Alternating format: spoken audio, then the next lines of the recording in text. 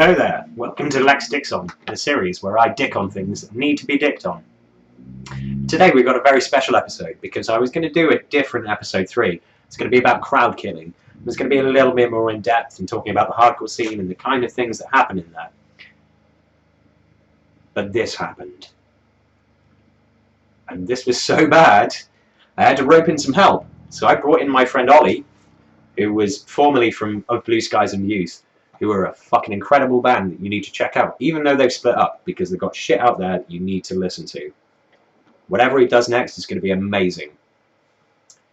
We are going to be talking about the worst song of 2015. No question. This is simply the worst thing that has been released this year. And that song is Cabin Boy Jumped Ship, covering Busted's Year 3000.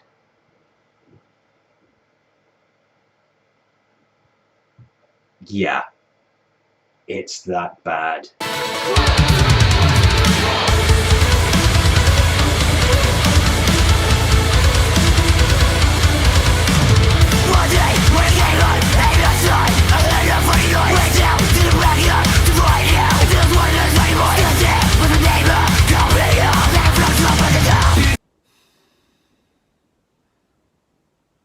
Right, well, I'm here to help Alex pick apart the Cabin Boy Jump Ship cover of Busted's Year 3000.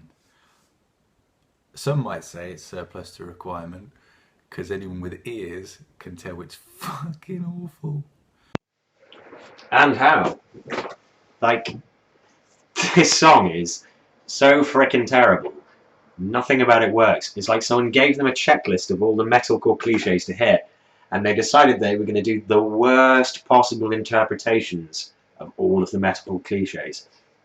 The thing with metalcore is, it can actually work really well if someone does it right. Give you an example. Not a band I'm massively a fan of, but the last Bring Me the Horizon album, actually really good. They take that metalcore template and they marry things into it that make it almost pop in a way, despite the fact that there are some really heavy vocals and some really heavy bits on it and things like that. And they do something with it that makes it worthwhile. This is the complete opposite. This is the equivalent of all those really, really, really bad nu metal bands and really bad emo bands that came along in the wake of the good stuff. So this is the Trapped to Linkin Park. This is the 3 Days Grace to... trying to think of a good nu metal band now. This is the 3 Days Grace to Deftones when they were doing stuff that could technically be called nu metal. This is Hawthorne Heights to Brand New. This is garbage, basically. This is the kind of song that makes you despair for humanity. And it makes you think, is this really what we've come to, you know? Metalcore came from hardcore. And hardcore, back in the day, was fucking awesome. It was like a solidarity thing. It was about being who you were and sticking true to yourself and believing in other people in a way. And it became this thing, like every other genre that's ever been. Once something becomes popular with enough people, those people start being influenced by it. And they start forming bands, and they start doing their own thing. And it expands out in different ways. And where hardcore is concerned, it expanded out in that you had, you know, from Minor Threat and Black Flag and all those American hardcore bands who were really, really, really, you know, the message and the cause and things. They come from punk, but they turned it into something more so for their situation. You had these other bands who came along who kind of aped them at first and then moved away as they developed more interests. But then you had other bands who didn't. So you had, you know, the East Coast hardcore scene in New York and CBGBs, you know, where you had bands like Sick of It All who were kind of leading it and things like that. But then you had the bands like Bulldozer who'd kind of, they'd grown up in that scene and they hadn't really listened to anything outside of it. And so, you know, while Ian Mackay is leaving Minor Threat and going off to do Fugazi and creating really incredible new music that really was groundbreaking. And you've got people like Jacob Bannon and Kurt Ballou who are going off and taking that hardcore template and turning it into Converge and founding mathcore. Or you've got Neurosis who are taking that hardcore template and they're sort of running off into the distance and doing a thing where they become the heaviest fucking thing on the planet while playing acoustic guitars because of Steve Von Thiel's voice and because of the fact that they realised that being heavy wasn't just about making a lot of loud noise, it was about the way that you present things and the pace that you present things at. So you end up with a situation where all the really clever people are expanding out, and then you have the people who are mired in the scene who can't really look past the scene, and what they do is they dumb everything down. And I'm not saying that's necessarily a bad thing. There are some metalcore bands out there, like I said, who are incredible. You know, Hatebreed and metalcore.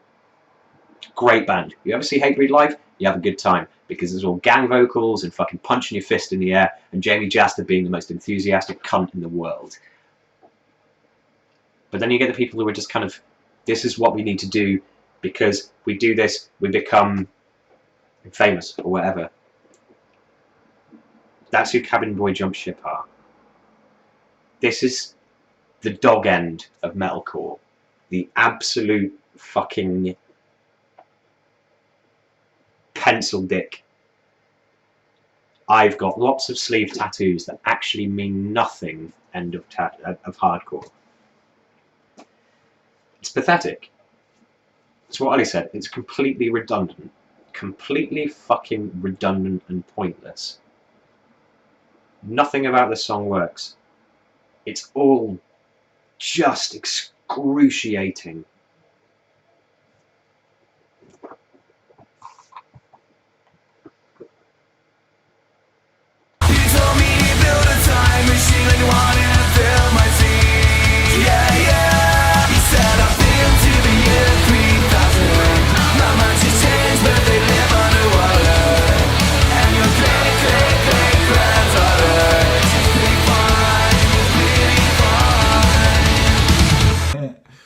So, other than being completely mediocre, to the point of being almost an insult to mediocrity, it's just cookie cutter in every fucking regard. You know, it's like ticking the boxes. It's as if Fame Academy, for those old enough to remember Fame Academy, came up with a fucking hardcore beatdown version of their program and basically gave these guys the tools to try to somehow be, you know, popular. I mean, don't get me wrong, I mean, I can't comment in some regards because they're more successful than perhaps I've ever been, but I think I'd rather play to the back room and the bar staff forever than be part of something that's just lacks any personality, any honesty. Not to mention the fact that they quite clearly trying to kind of capitalise on Busted getting back together. See, in a way, Oli's selling himself short here, because he's kind of saying that he doesn't get to comment because he's never been as popular as these guys. But the thing is, I've seen Oli play live with his band. I've heard the music that these guys write, and he absolutely does get to comment on this, because Oli's music is honest and true, and Cabin Boy Jump Ship's is not. Cabin Boy Jump Ship are the very fucking definition of a sellout. Massive sellout. Like, this is probably already their biggest song. And the reason for that is that they've captured this idea that what they need to do in order to be popular and famous, in a way it's kind of true, is get people talking about them, negative or positive. But, you know, I know a promoter who booked these guys. In fact, I've got a funny suspicion we might have played on the same bill as them at some point, a couple of years back. And I made a comment when the promoter shared this video and said, I don't really know what to think about this. And the singer from Cabin Boys Jump Ship liked the comment on Facebook, you know, even though it was really negative. And then it turns out they've been deleting negative responses on their YouTube. They've been essentially orchestrating the response to it as much as they possibly can, because what they really want to do is they want to use this to bust through and get 14-year-old girls listening to them. I think they know this is shit. I think they're perfectly aware that this is utterly shit. And so Oli's saying he can't really comment on it because he never got to that level of fame. You know what? Band that Oli loves that I love as well, Reuben. Anything that Jamie Lemon ever says about any band I will respect, because regardless of how big Reuben got, Reuben created music that will stand the test of time, that wasn't just like fucking trying to capture some fucking pop culture moment in time and ride the coattails of it. Because what they did was they wrote really, really honest songs about really, really honest things. And there is nothing, like Oli said, honest about this song. It's a mess. It's an utter mess. I mean, you just heard that. That auto-tune is fucking awful. I mean, auto-tune is bad anyway. I mean, I can't really think of an occasion where I thought, hey, that auto-tune sounds really good. Unless it was used as a device to communicate something. And even then, most of the time, it's a bunch of shit. 99.9% of the time, auto-tune is actually bad. And I get that there are rappers who use it, and there are people who do use it, and they try and use it in such a way that it says something. Kanye West, for example, will occasionally bust out the auto-tune, and it will work for the song that he's using it in context. But, for the most part, it's a blight. And it's especially a blight on the metalcore scene, because the bands who use auto-tune on the metalcore scene all sound fucking terrible. If they're not doing misogynist choruses about fucking bitches breaking their hearts and how they want to slash them up with a knife, they're doing mumbly bollocks that would have sounded wishy-washy on the emo scene 7 or 8 years ago. You know, it's sub-Hawthorne Heights ridiculous shite. It's kind of difficult to... It's like these bands think that using auto-tune is going to be a substitute for actually having any charisma. And this song is the archetypal version of that, because neither of these vocalists have any charisma. You've got one guy who's like being aggressive and hardcore while he's singing bullshit about being in a time machine.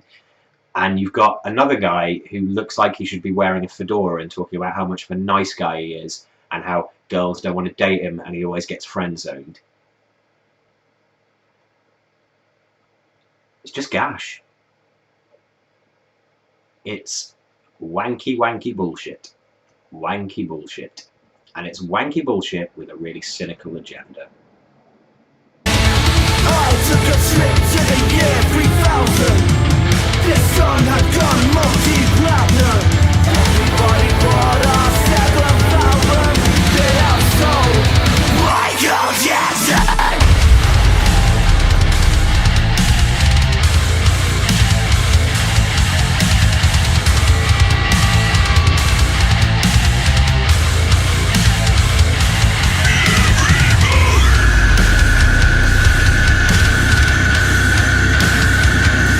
Our survey said it's Axe Effect's superior drummer drivel. You know, I mean, not to mention that, you know, the vocals. Oh god, the vocals. Oh my goodness, the vocals. I mean, you've got this complete fucking weapon at the front, kind of rocking, you know, doing the hardcore two-step thing. You know, just back and forth on his heels and the balls of his feet, just looking really fucking angry into the camera, and then singing Well, I say singing, screaming. Year 3000 by Busted. And then the guitar guy who just lacks all charisma, singing really monotone and an octave lower than it should be sung as well. Not to mention that he doesn't even follow the original fucking melody. Oh god, it's so silly. It's so silly. To the year 3000, not much has changed, but they live on the water. And your great-great-great-granddaughter is pretty fine. She's pretty fucking fine. Like I said, Ollie's being the good cop here. Gonna disagree with him. Because it's not silly, it's fucking shite. Cabin Boy Jump Ship are just fucking terrible. They are everything wrong with alternative music in this day and age. They are pandering to people who have no fucking taste in music. It's just bad. It's just bad. Why does anyone listen to this? I mean, like, I checked their video earlier. They're about a 50-50 ratio of likes and dislikes on YouTube. So that says that half the people who listen to this fucking crap like it. Do they have functioning ears? There is nothing about this song that is even remotely likeable. There wasn't anything about remotely likeable about this song when Busted did it, to be fair. But, you know, I can understand people who were like fucking 12 when Busted came out, and that was their introduction to this kind of stuff. Like being like, oh yeah, 3000, amazing! And then you've got this bunch of guys who were probably like 6 or 7 when this came out. Initially, when Busted with their frosted tips and their fucking jumping around in a bedroom and like shitty computer graphics of shitty made-up computer games, were doing this song initially, releasing it to cynically cash in on the fact that they've got back together. That's all they're doing. All they're doing is they're saying, you should listen to us because Busted have got back together. They wouldn't have done this otherwise. Guaranteed. Guaranteed. And you know, Ollie's going to be all good cop, and he's going to give them the benefit of the doubt, and he's going to cut them some slack and things, because he's a nice dude. I'm not a nice dude. The reason this channel is called Lex Dixon is because I am a fucking dick, and if you do shit, I will dick on it. I'm not really sure how that, like, analogy works. Like, if there's a pile of shit, I'll stick my dick in it. Not gonna happen. But, seriously, this is the fucking sound of beige wallpaper. This is the sound of paint by numbers bollocks. And it does, it makes me angry. It makes me angry because people out there are going to go and buy this shit, and this band are going to end up at download, and it's going to make download even worse than it already is. Because what happens is the people who actually care about this shit get marginalized because we work shitty jobs for low pay, and we go out and we bust our ass on the circuit, and we tour, and we tour, and we do all that kind of shit. And the people who actually spend the money on it outside of the live arena, because we're the people who go to the live gigs. That's the truth. The people who make the money for the record labels are children. And it's a dwindling demographic.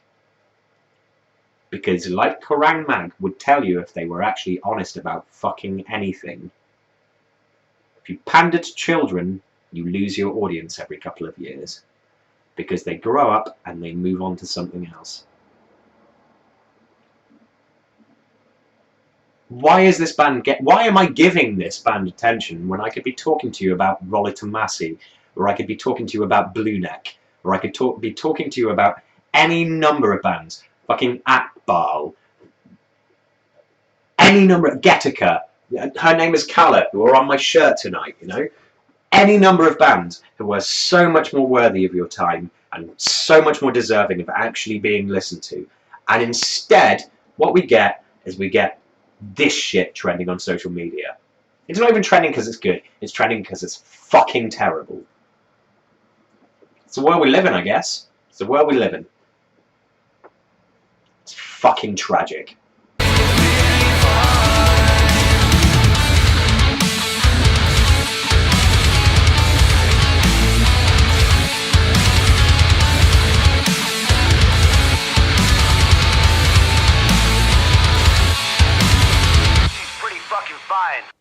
Good God.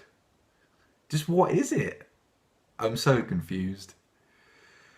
Yeah, but hey, you know, it's working for them. And the point is we're all fucking talking about it, I suppose. I mean, I'm talking about it. I've got opinions on this piece of shit, this tripe. With the fucking harmonic minor beatdown bollocks in the middle, it just has to be there. It just has to be there in the fucking, the gang shouts. It's so... Oh, God, it's terrible. It's such a row. Why did they bother? There was no need. There was no need. So let's do something that I don't normally do, and let's try and end this on a positive. You know, you've had to endure the crap of that.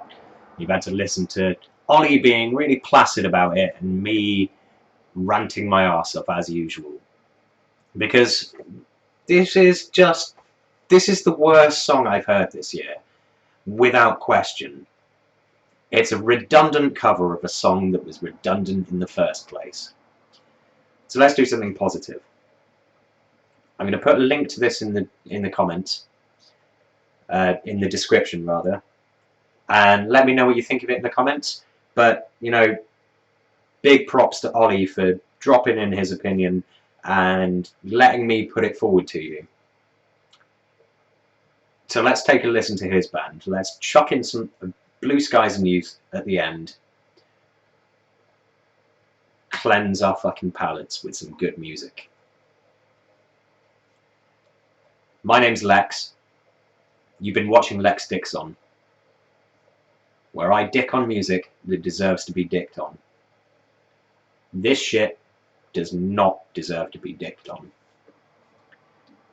So let your ears gasm. I'll catch you next time.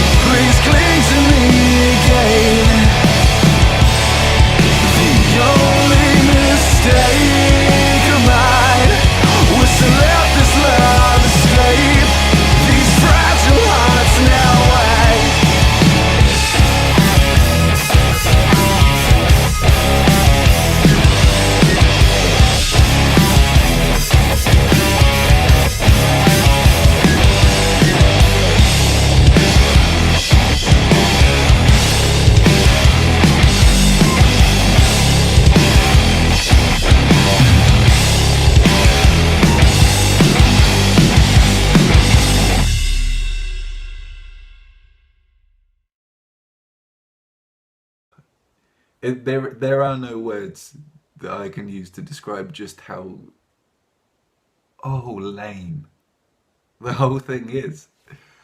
Bless him. But again, you know, it's everywhere. I can't look at anything without seeing something about these guys doing this fucking cover. Yeah. Jesus Christ. Back to Alex, I suppose. Thanks very much for sticking around. Thanks for watching that garbage atrocity. Thanks very much to Oli for joining me in dissecting this piece of crap. If you like what you heard of Blue Skies and Youth, go check them out. Yeah, they're splitting up. Yeah, they're not going to be around for very long, but it's music that you need to have in your life.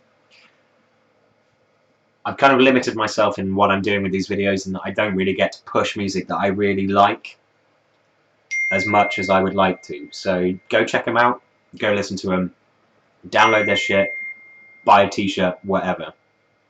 Watch out for what he's doing in the future. Watch out for what I'm doing in the future, because as soon as I start doing music again, I'm sure it'll end up on here. And you can all tear it to shreds like I've torn to shreds everything else. In the meantime, keep it real. Keep dicking on things that you hate. If you spot anything that's a pile of shit that you think I should talk about, spam me a link in the comments. Spam me a link on Facebook. My name's Lex. You've been watching Lex Sticks On. That was Cabin Boy Jump Shit, and that was a massive load of arse. Peace and fucking. You'll leave.